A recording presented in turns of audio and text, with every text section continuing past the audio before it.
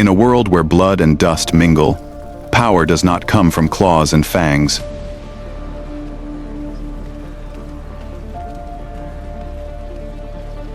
A look that makes the pack bow its head.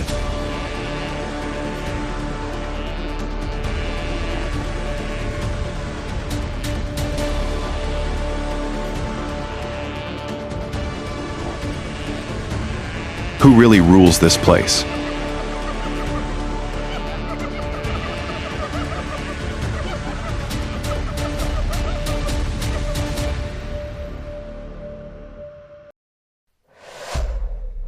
The power of the hyenas on the prairies.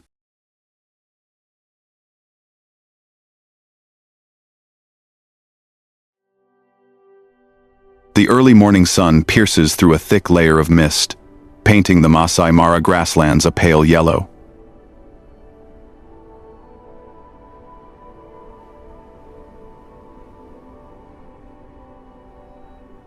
In the distance, scattered clusters of acacia trees look like black dots on a giant carpet of grass.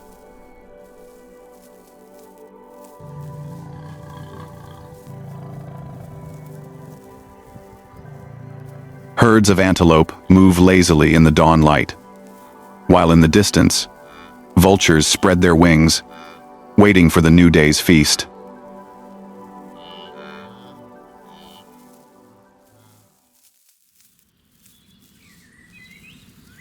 Amid the faint smoke and dust, a shadow rises from the ground, shoulders high, head bowed.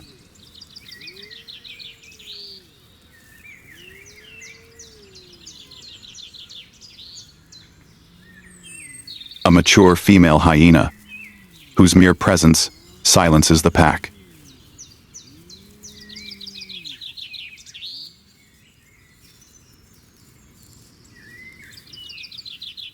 No need to roar, no need for violence. Her power lies in silence.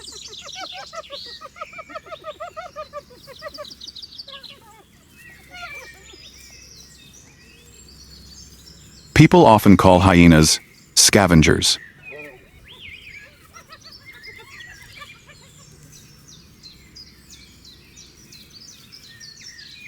But here, she is the queen, the only one who has the right to choose, judge, and keep order for the entire kingdom.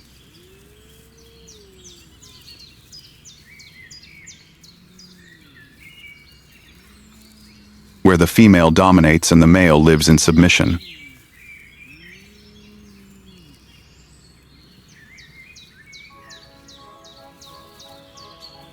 In hyena society, gender determines position.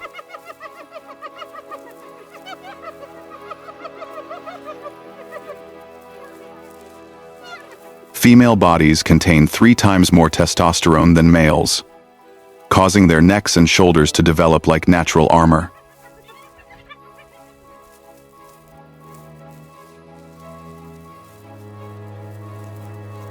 That is what makes them true warriors, strong, fierce, and ruthlessly durable.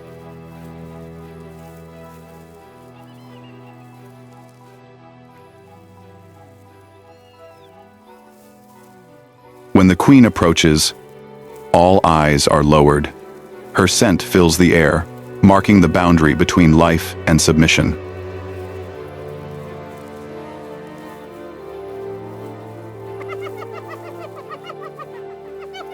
Hyenas do not only hunt, they also have a rare ability to coordinate.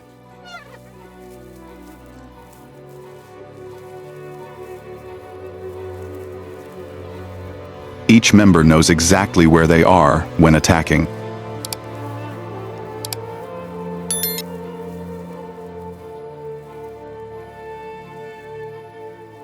They divide into groups, using tactics to squeeze prey, half chasing, half blocking.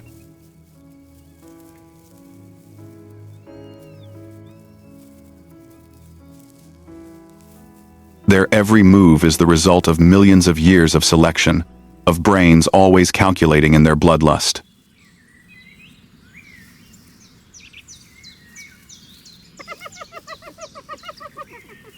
It is no coincidence that scientists consider hyenas to be the most intelligent of African carnivores, second only to primates.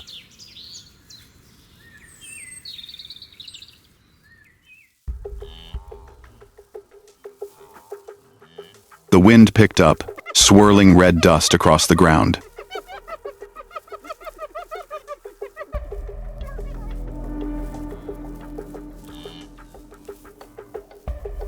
The pack moved in a line, heads low, tails waving in unison.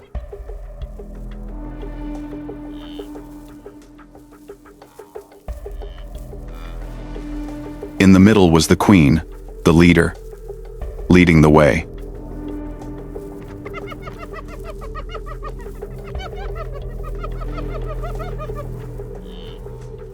That was also when the hunt began.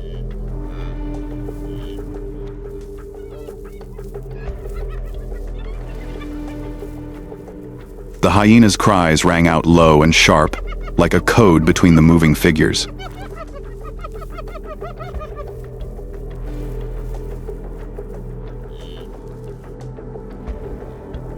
In the distance, a topi leisurely grazed, unaware of the approaching death.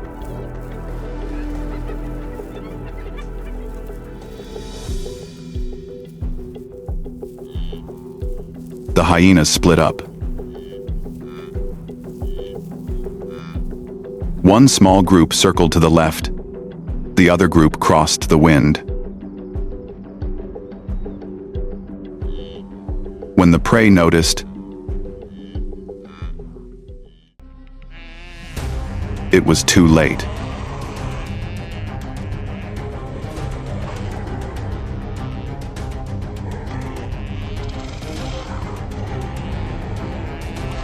The hyenas slid through the grass. When the prey realized, its life was already in the pack's strategy.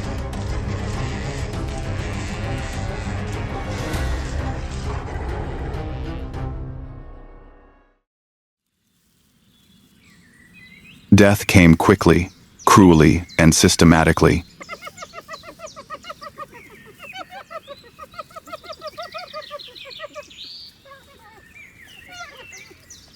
In the sunlight, golden eyes reflected the prey's body.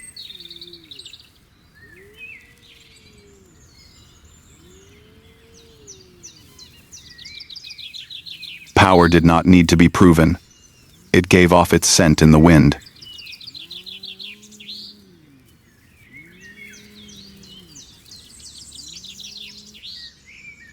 Vultures hovered high above, black wings spread slowly, waiting to enjoy the remains.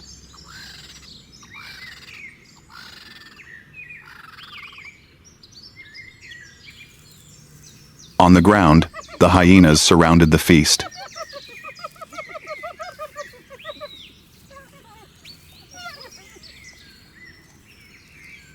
The queen was in no hurry.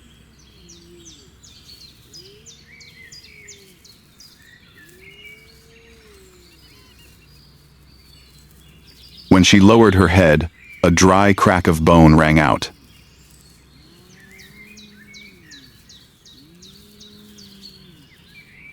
It was the signal to start.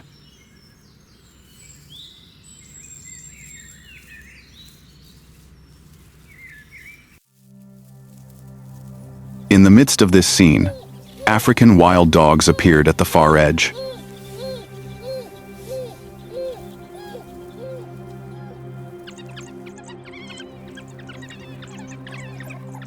They stood on a strip of dry land, quietly observing.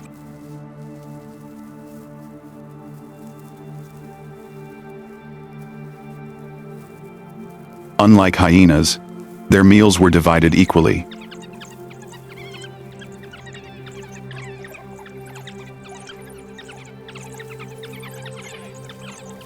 When one tore off a piece of meat, it would call its brethren to come.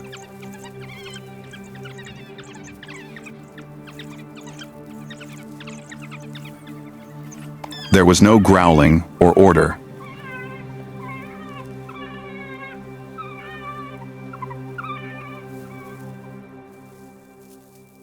In the world of wild dogs, order was maintained by unity.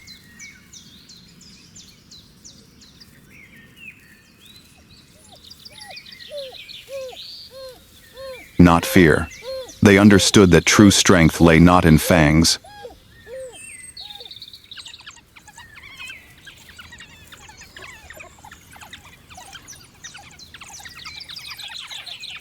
Where death had passed, life began.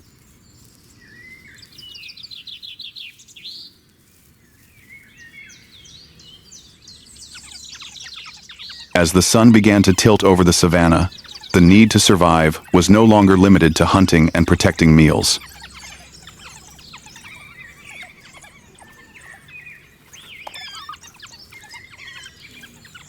Another, deeper, primal call began to echo throughout the nooks and crannies of the pack.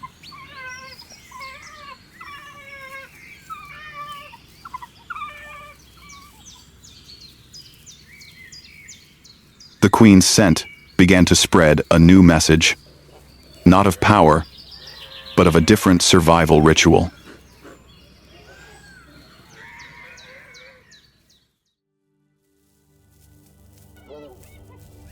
The female hyena stopped in the middle of the clearing, her breathing slow, her shoulders rising and falling.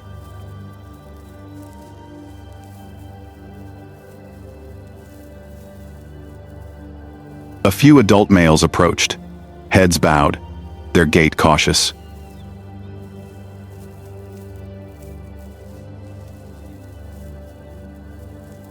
No words, no growls.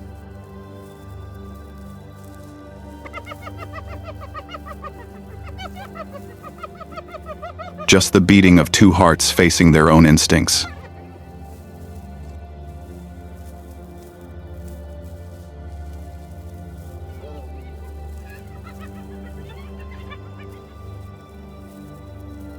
The female's body structure makes mating a challenge.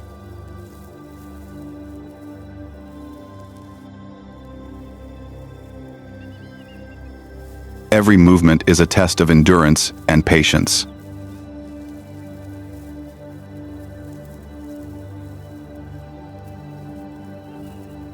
Nature has placed a maze in their bodies, not to make things difficult,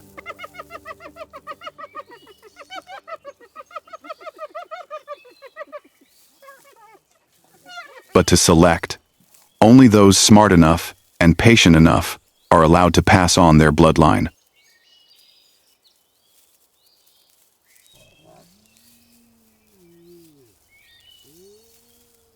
When the two bodies merge, the steppe becomes silent.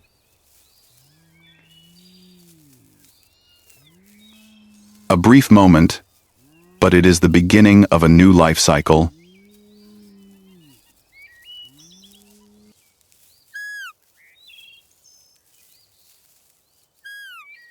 In the distance, a herd of Thompson's gazelles runs across the horizon.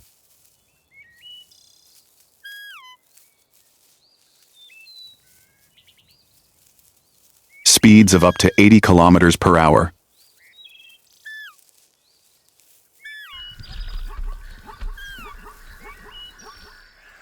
Dust flying like smoke. On a dry tree trunk, a leopard rests.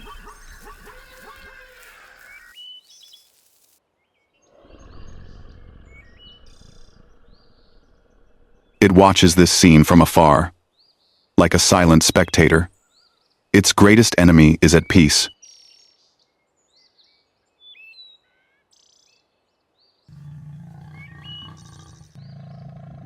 For the leopard, it is a rare moment in the chaos of the steppe.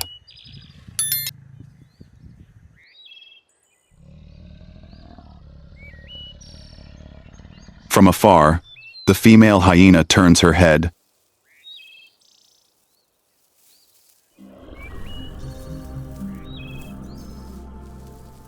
Leaving the mound, her gaze disappears into the wind.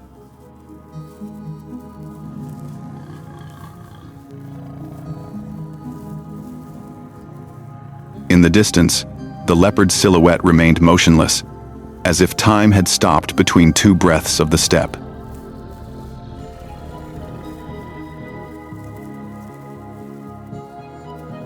The leopard slowly opened its eyes.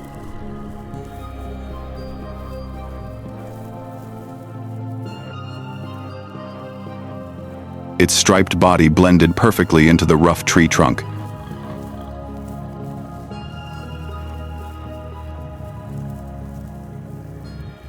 The sun began to set, dyeing the horizon red.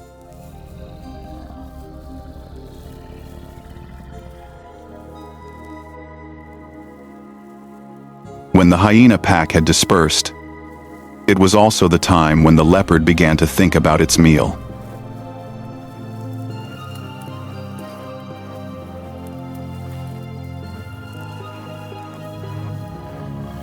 It gently slid down from the tree branch.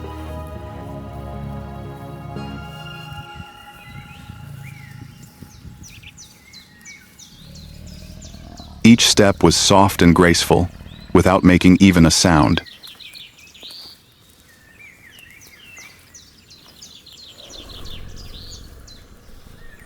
It was the embodiment of loneliness, a solitary soul in the vast steppe, without a pack, without a community, only the instinct for survival and a superior hunting skill.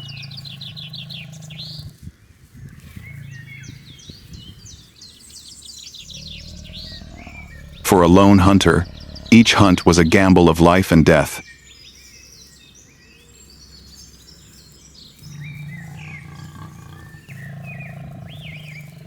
The leopard moved, its eyes constantly scanning the shadows of the trees and tall grasses.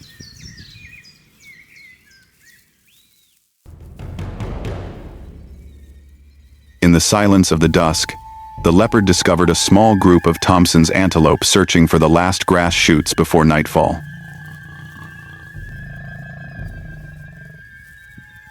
A young antelope separated from its mother, innocently bowing its head to graze, its tail wagging slightly.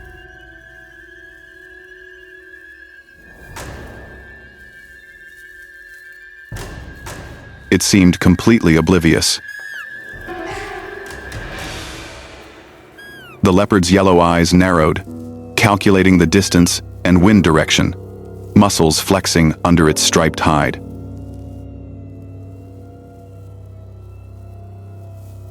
The leopard crouched low to the ground to avoid making a sound. The pounce would have to be swift, precise.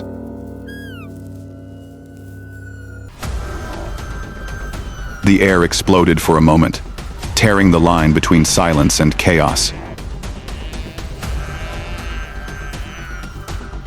Everything only had time to vibrate and then fall into silence. The antelope collapsed, its throat choking, barely able to escape a weak sound before its life was extinguished.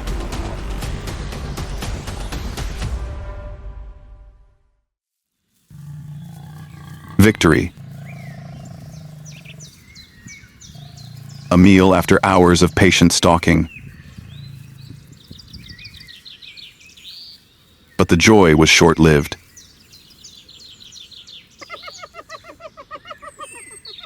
Only a few seconds later, a familiar sound rang out, not from afar like before, but closer, threatening.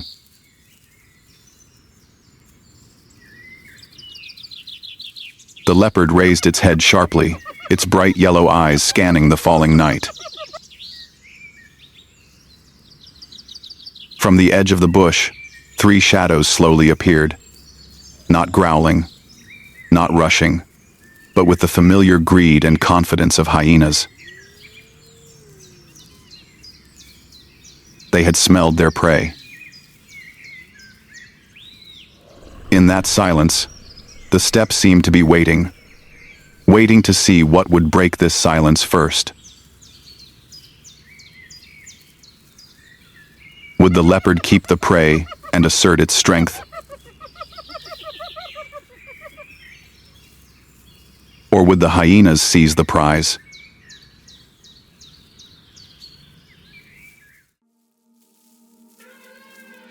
While the hyenas and leopards were still at loggerheads, life was taking on a different tone on the edge of the plains.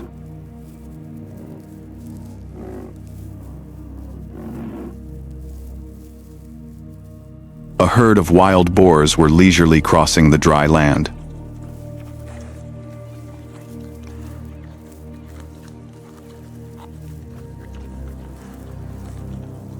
They were digging their snouts into the roots of trees, seemingly oblivious to the storm of survival brewing not far away.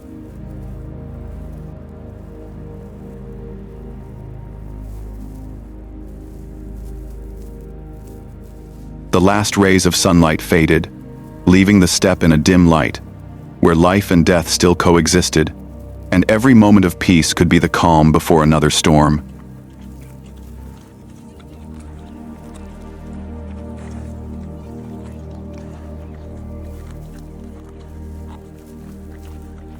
In the dry savannas of Africa, warthogs are one of the most resilient creatures.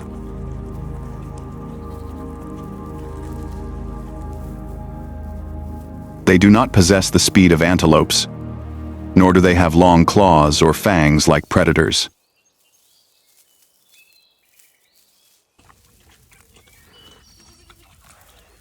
On their bodies, their thick skin is covered with a layer of sparse, rough hair like dry grass, enough to resist the harsh heat during the day and the cold at night.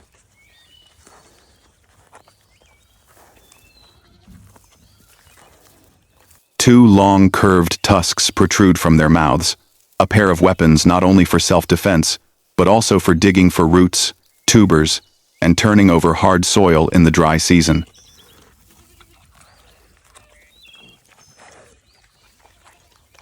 They can use that hard snout to lift up entire clumps of soil, pulling out nutritious wild tubers that other species ignore.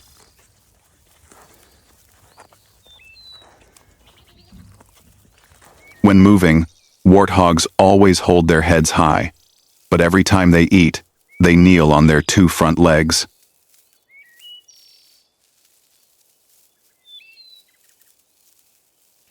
A typical posture of the species, helping to save energy during long days of foraging.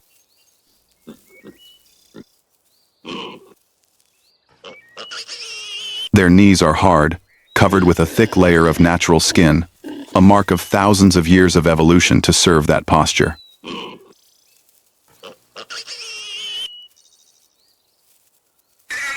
Wild boars are creatures of memory and alertness.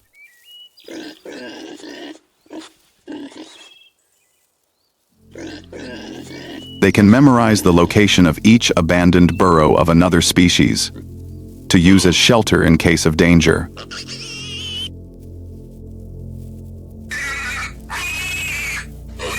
When fleeing, they always run with their tails raised high as a signal to those behind.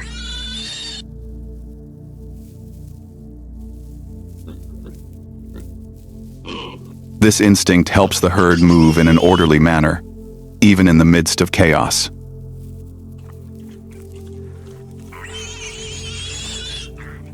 Contrary to their clumsy appearance, wild boars have a simple but close-knit social structure.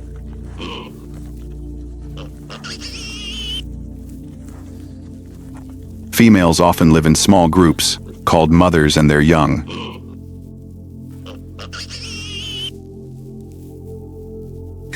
They share everything: feeding grounds, burrows, even guarding.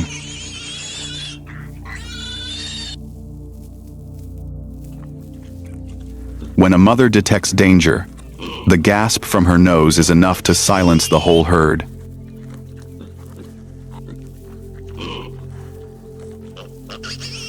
Wild boars have an extremely sensitive sense of smell, able to detect the scent of predators more than a kilometer away.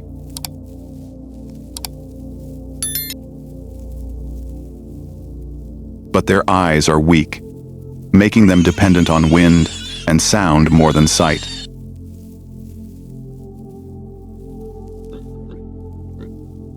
Perhaps it is this humble way of life, small, alert, persistent, and flexible, that has helped wild boars survive for millions of years in a land where most other creatures have to choose between flight and extinction.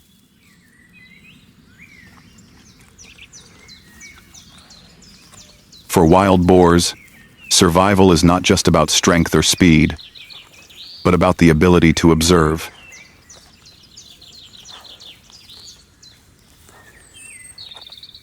It is this habit that has saved them through countless generations.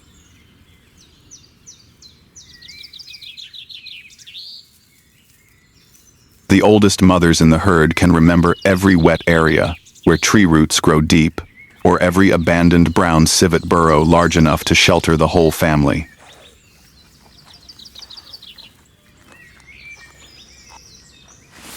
That memory is a silent weapon that is sometimes more powerful than fangs and claws.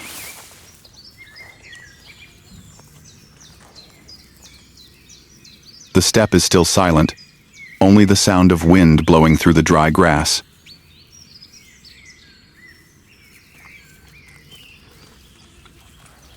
The piglets continue to play, running around in the dust.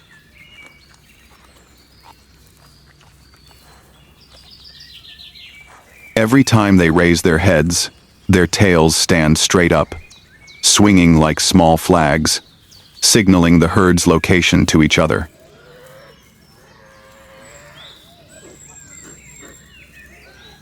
The image is simple but vivid, a testament to a world where order is maintained by solidarity, not by force.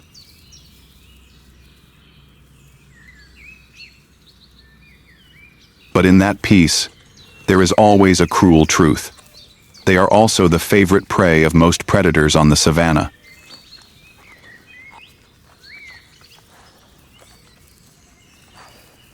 From lions, leopards, hyenas, to even African wild dogs, no one misses the opportunity if they come across a herd of wild boars, especially the small, weak ones.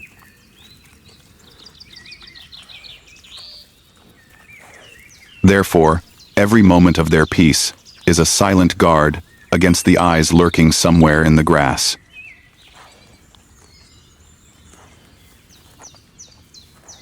In this place, peace is just a short break of survival.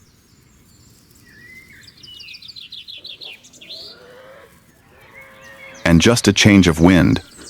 The roles of the weak and the strong can reverse in the blink of an eye. The circle of survival continues. There is no concept of winning or losing, only a balance maintained by the instinct of all species. Hyenas, leopards, wild boars, each with their own way of life, their own destiny. But all are thin threads woven into the vast tapestry of nature. And in that world, life always finds its way. In the distance, a familiar sound rang out again, deep, hoarse, and long. It was not simply the call of the pack. It was the sound of power, of continuity, of a life cycle that never stopped. Tomorrow, when the sun rose, someone else might fall. Share your thoughts in the comments below. And don't forget to subscribe and turn on the notification bell to return to the land of the hyenas, where power, survival, and darkness blend together.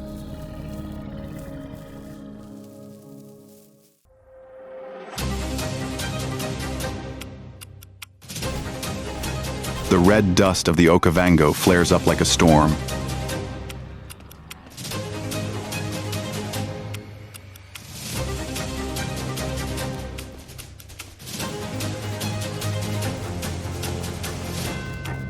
A pride of lions emerges from the deserted land.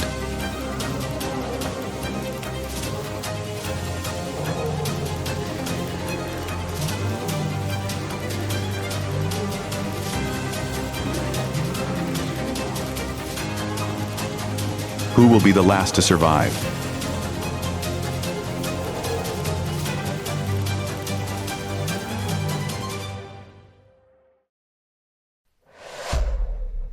A confederation of male lions takes bloody land in Okavango.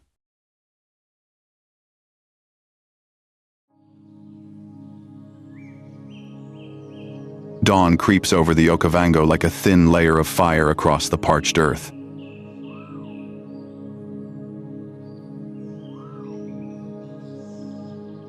The dry season has turned this place into a harsh frontier.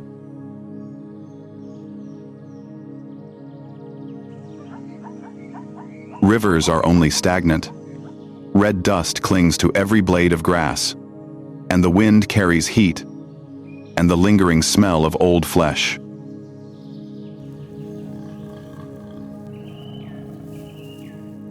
Along the southern edge of the Okavango, traces of a pride of female lions still linger in the air, a land that is both vacant and dangerous, but also a lucrative prey for any young male alliance that wants to regain power.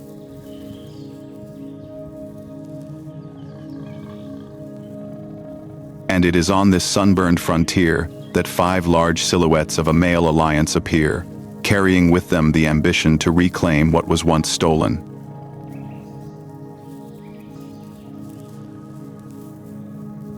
Five male lions come together not because of blood, but because of the same instinct. The lone will die in silence. Alliance can rewrite fate.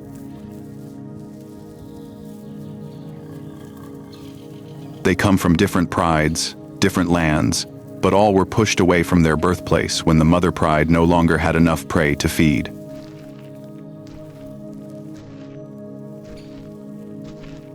At this age, they are no longer children, but not yet kings of the grasslands.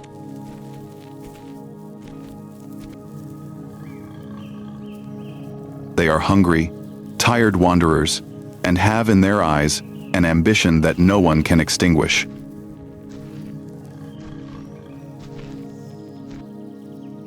The Okavango borderland is a temporary home, but to turn it into a real territory, they need a female pride.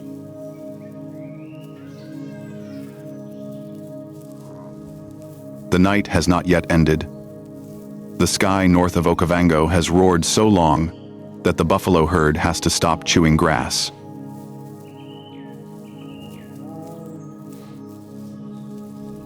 In the pale gray, 5 heavy shadows. The storm of power has begun since the night before dawn.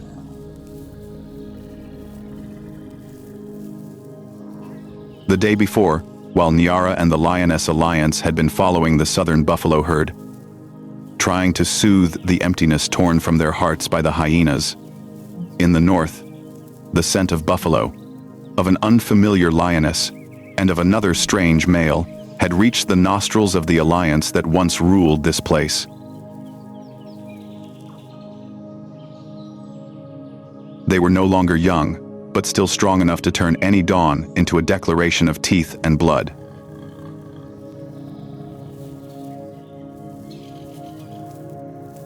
The largest stood at the head of the line, its mane ashen gray, its hair singed at the tips from its brush against thorns while hunting buffalo.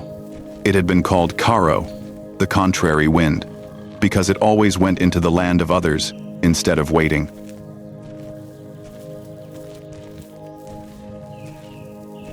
On its shoulders were 3 deep scars from the buffalo horns, which had healed but made each step feel heavy, as if the ground beneath its feet were always softening under the weight.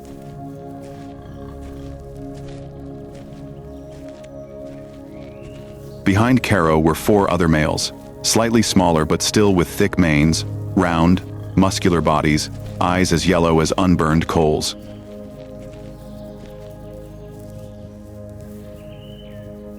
They had left their old territory 2 rainy seasons ago when a younger alliance came. Driven from their former territory, they went to the land of buffalo herds and reckless hunting.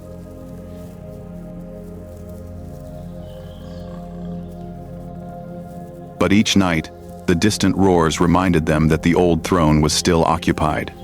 There was something else in the scent of the night air.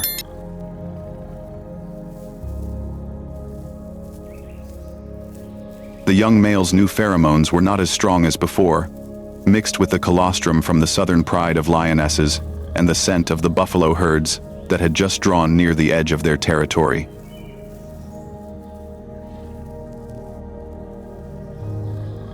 To Karo, it was a signal. The new ruler had lost focus.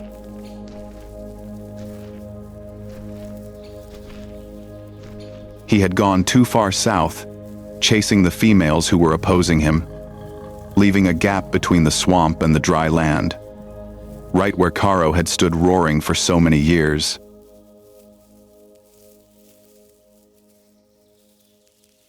The early morning sun crept over the edge of the meadow, casting a thin layer of gold on the droplets of water clinging to the reeds.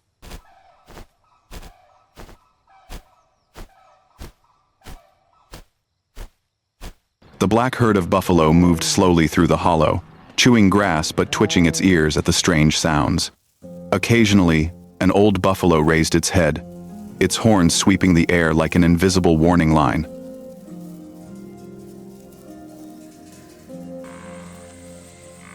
It could not see the lion, but it sensed a change. The scent of these 5 bulls was not like the scent of the young coalition that ruled now.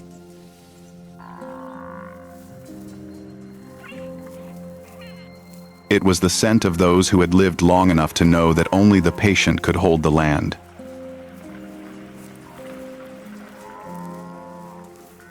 Karo stopped on a low knoll overlooking the valley. The fur on his back bristled as the wind brought the familiar scent.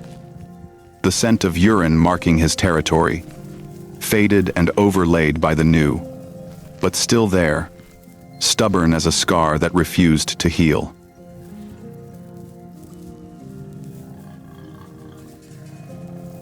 He inhaled deeply, letting his breath creep over his rough chest. Farther away, near where the old acacia bushes grew in rows, was the scent of the young males who had forced him to retreat, who had just come to the southern pride of lionesses and threatened Nyara's cubs.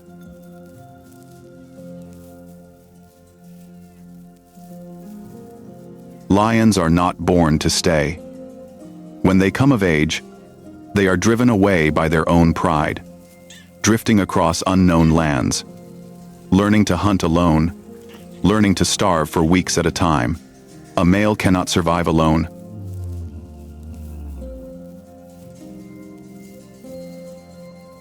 They seek each other at night, forming alliances of 2, 3, 4, or 5, relying on each other to survive.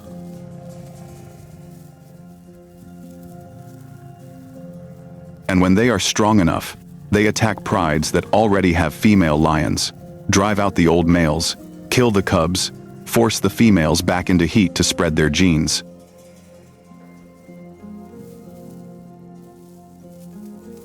It is a cruel but simple strategy. Kill the other generation to make room for your own. The death of the cub at the jaws of the hyenas in the south is just a small piece of that complex map of power.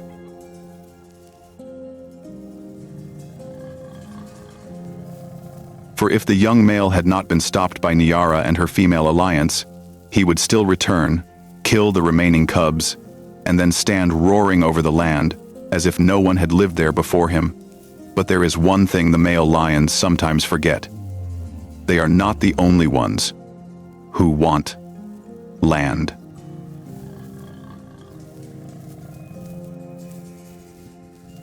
The displaced males, like Karo and his alliance, wait on the edge of the boundary, like storms lying dormant on the horizon, waiting for the slightest crack to rush in and sweep everything away.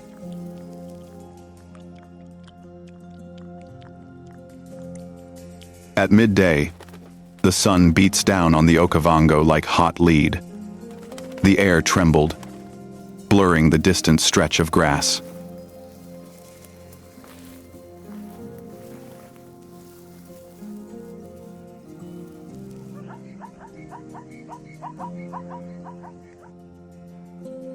Karo led the herd along the shallow stream, where strange lion tracks were imprinted in the cracked mud, each one a challenge to the wind.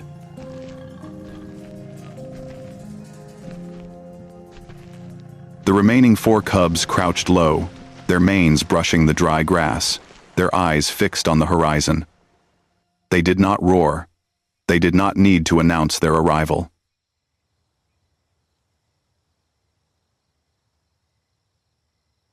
A true storm always calmed before it struck.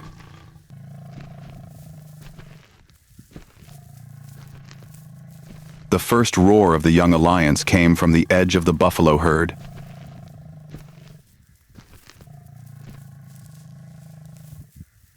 A higher, more urgent sound, lacking the deep, thick quality of the experienced ones.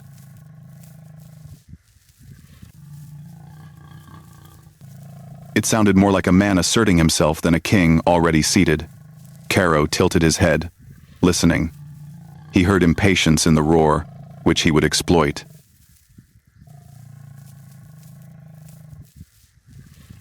The moment the two alliances saw each other, the wind seemed to stop.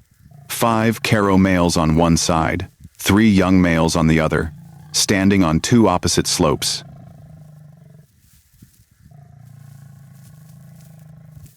In the middle was a hollow filled with dry dust that had been stirred up by the buffalo herd.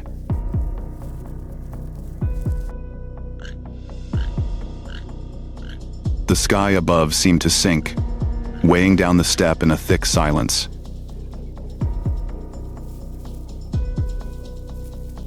The young male who had approached the acacia tree where Nyara had hidden her recognized his opponent first.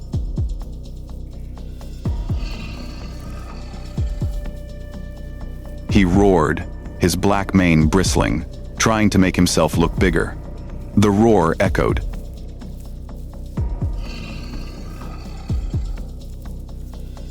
But when it touched Caro's gray mane, it shattered like a wave crashing against a cliff.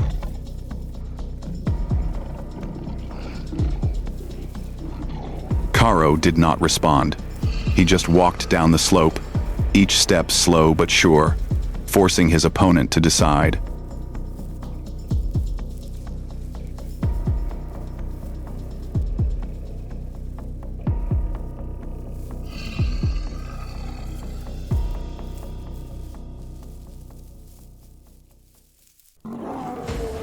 The young male chose to charge.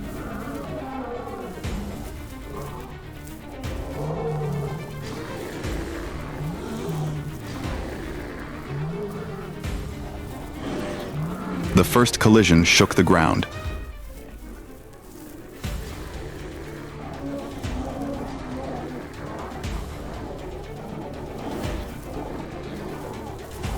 Red dust flew up, obscuring the 2 giant bodies that were entwined.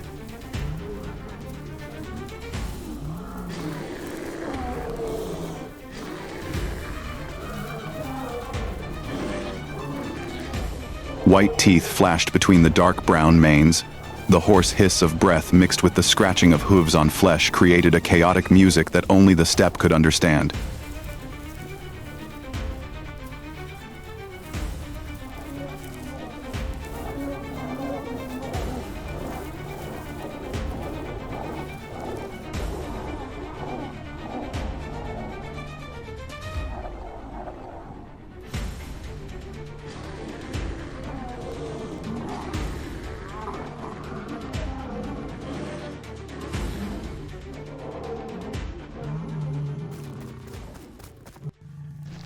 In that dust, Caro did not try to win with youth. He won with experience.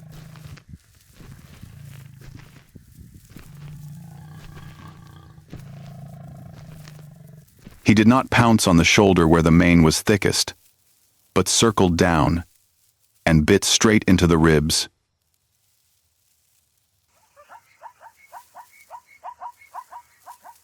For male lions, territory is more than just a piece of land. It is a voice, an honor.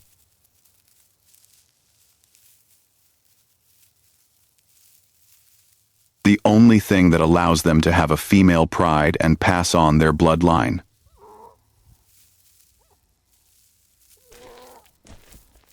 Each roar is a challenge. In nature, male lion alliances are like blocks of stone tied together not by blood, but by purpose, to occupy and protect territory.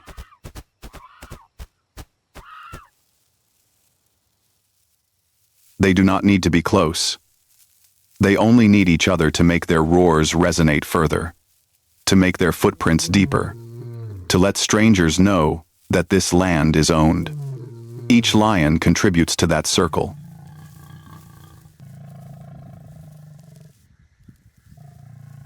The night watchman, the tree marker, the one who rushes into battles that a single individual would never dare to enter.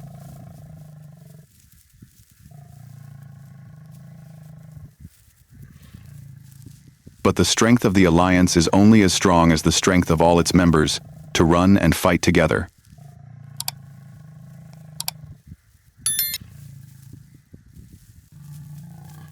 A serious wound not only slows one lion, but also shakes the whole territory.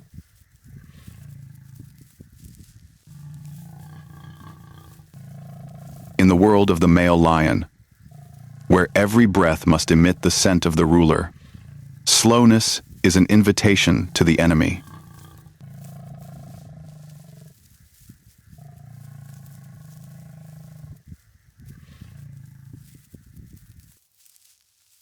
The afternoon passed like a layer of light compressed behind the acacia trees.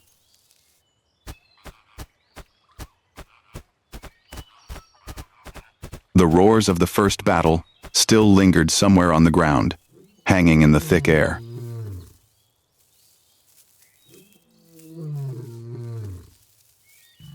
Caro's alliance stood still for a long time after the young rival withdrew, breathing heavier in rhythm.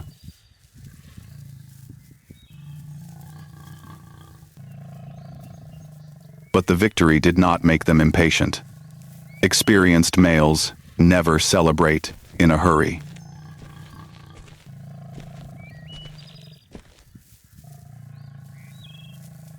Caro walked around the edge of the hollow, sniffing the scent under the trampled dust.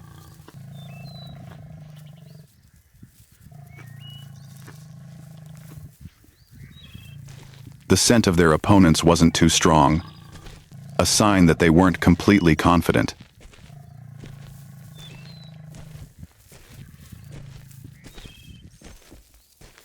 But they weren't weak either. The young alliance had a mixture of youthful fervor and instinct.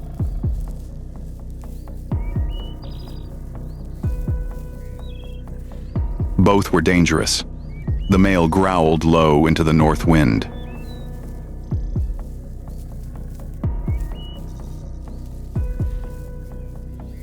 The wind carried another scent. Not buffalo, not females, but the scent of return.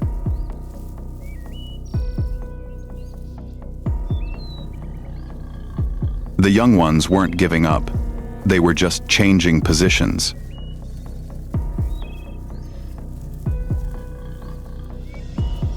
Caro glanced at his four allies. They understood. None of them turned to retreat. They simply spread out, narrowing their formation into a bow.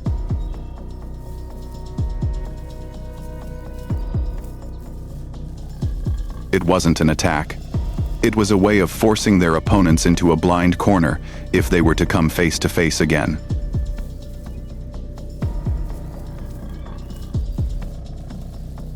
The late afternoon sun sank into the dry reeds, turning the ground into a dark grid of streaks.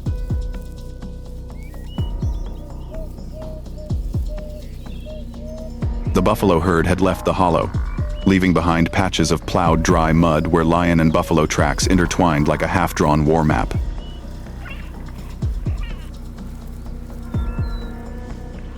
Caro lowered his head.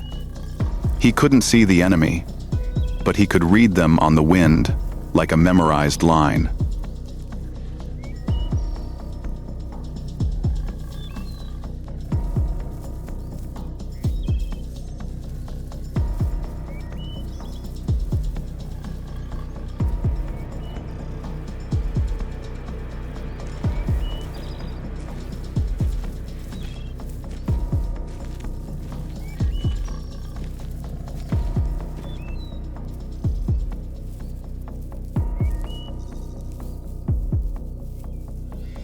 Then suddenly, a roar broke from the valley's edge.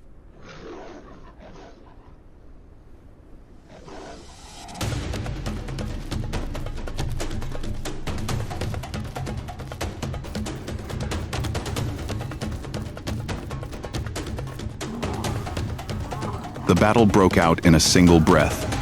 The sound of feet pounding the ground echoed through the grass, quick and urgent.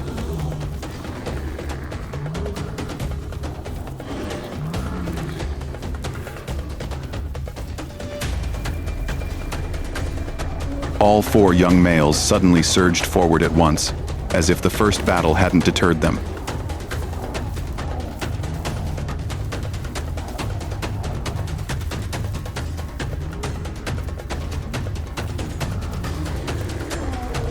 The dust underfoot stirred. The wind changed direction.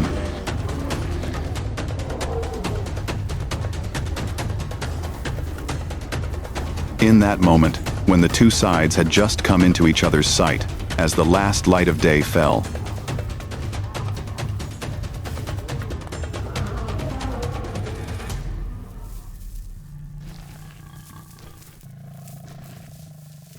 Caro's alliance could not have imagined that one of them would never again run on equal footing with the herd.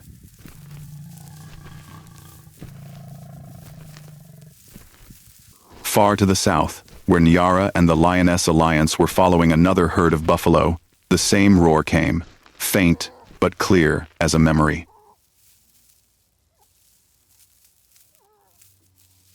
Nyara stopped. Ears pricked.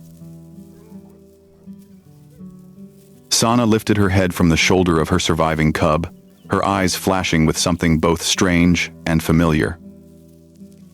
Imba looked north, where the horizon was dyed red by sunset.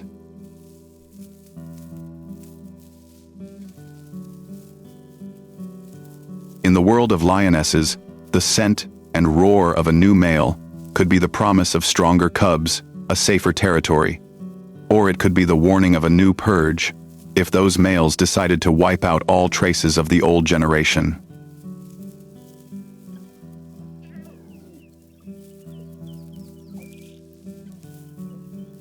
Nyara did not know who Karo was. She only knew that whenever power changed hands, the cubs were always the first to pay the price.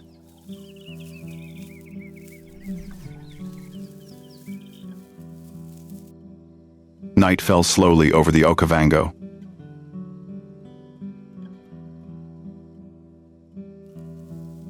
The hyenas traced the old blood trail around the bottom of the valley, licking up what was left.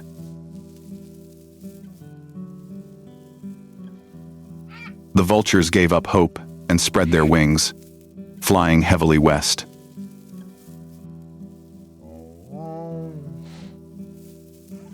On the central knoll, the 5 new males of the land lay sprawled, tongues lolling from their mouths, breathing heavy like hot wind.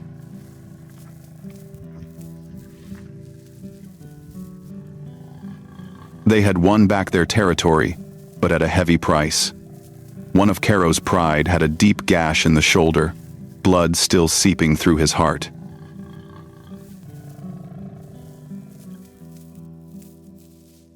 It lay a little apart, eyes looking up at the starry sky, as if reading the invisible cracks in it.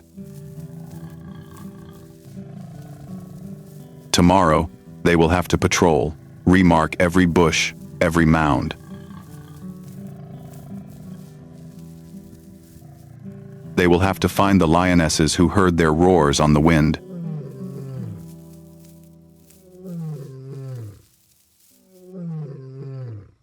And somewhere along the way, the fates of Nyara, Savanna, Imba, and the remaining cub will be forced to intersect with this newly reborn storm of power.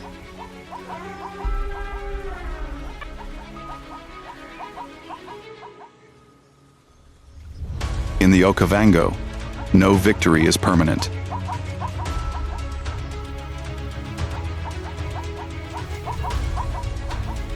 Every roar today is just a promise of tomorrow's encounters, where the line between protector and destroyer is as thin as the red dust that has just been erased by each footstep.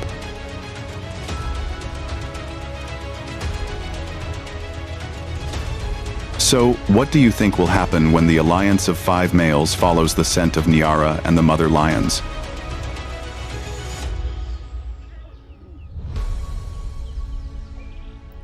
Will they become a new shield for the surviving cubs? Or will they open another tragedy on the savannah?